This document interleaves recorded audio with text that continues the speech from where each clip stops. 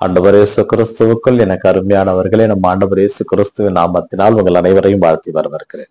பிரியமானவர்களே, பொதுக்காலம் 21வது வாரத்தில் வருகின்ற புதன்கிழமையில் நாம் இன்று இருக்கிறோம். இன்றைய வாசக பகிர்வு சிந்தனைக்காக நமக்கு கொடுக்கப்பட்டிருப்பது முதல் வாசகமாக தெசலோனிக்கேயருக்கு எழுதிய முதல் திருமுகத்திலே புனித பவுல் தெசலோனிக்க இறை மக்களை பார்த்து நன்றி கூறுகிறார். நாங்கள் அறிவித்த இறை வார்த்தையை கடவுளுடைய வார்த்தையாகவே ஏற்றுக்கொண்டு, அதாவது மண்ணுடைய வார்த்தையாக அல்ல, எங்கள் வாயிலிருந்து வந்தாலும் அதை கடவுளுடைய வார்த்தையாக நீ ஏற்றுக்கொண்டீர்கள் அல்லவா, அதற்காக நாங்கள் கடவுளுக்கு தொடர்ந்து நன்றி கூறிக்கொண்டிருக்கிறோம்.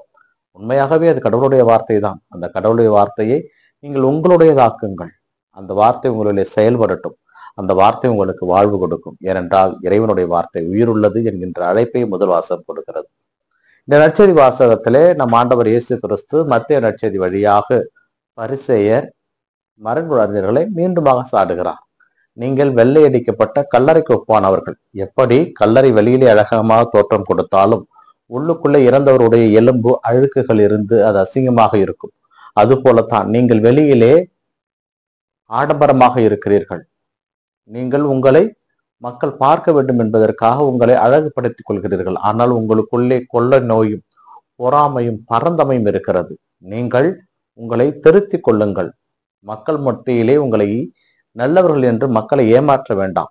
நீங்கள் மற்றவர்களுக்கு ஒரு முன்னுதாரணமாக வாழுங்கள் என்கின்ற அழைப்பை அவர்கள் கொடுக்கிறார். எந்த அளவிற்கு என்றால், மக்களை நீங்கள் ஏமாற்றுகிறீர்கள். நாங்கள் ஒருவேளை இறைவாக்கினர் காலத்தில் இருந்திருந்தால், எங்கள் மூதாதையருடைய காலத்தில் இருந்திருந்தால் இறைவாக்கினரை சாகடிக்காமல் நாங்கள் பார்த்து கொண்டிருப்போம் என்று பொய்யை கூறுகிறீர்கள். ஆனால் நீங்கள் உங்கள் மூதாதையரை விட மோசமாக இருக்கிறீர்கள் என்ற ஒரு உண்மையை இயேசு இங்கே போட்டு உடைக்கிறார். நம்மில் பலர் இன்று அப்படித்தான் இருக்கிறோம். பேசுவது ஒன்றாக இருக்கிறது, செயல்பாடு ஒன்றாக இருக்கிறது. நாமெல்லாம் கடவுளுடைய பிள்ளைகள், நாம் கடவுள் பணி செய்ய வந்திருக்கும் என்று சொல்லிவிட்டு தன் சாதி தன் மக்கள் என்று இயேசுவை மறந்து காசுக்காக வாழ்கின்ற ஒரு அவலம் என்ற நாளிலே இருக்கிறது. இவர்களை குறித்துதான் இயேசு கிறிஸ்து சொல்லுகிறார்.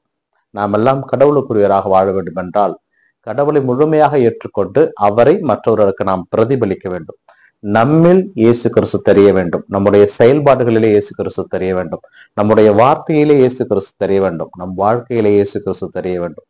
அந்த வார்த்தை கேட்டு தொடர்ந்து ஜெபிப்போம். இந்த நாள் உங்களுக்கு இனிய நாளாக அமையட்டும். இறைவனை சென்று வாழ்த்து பெறுவாராக.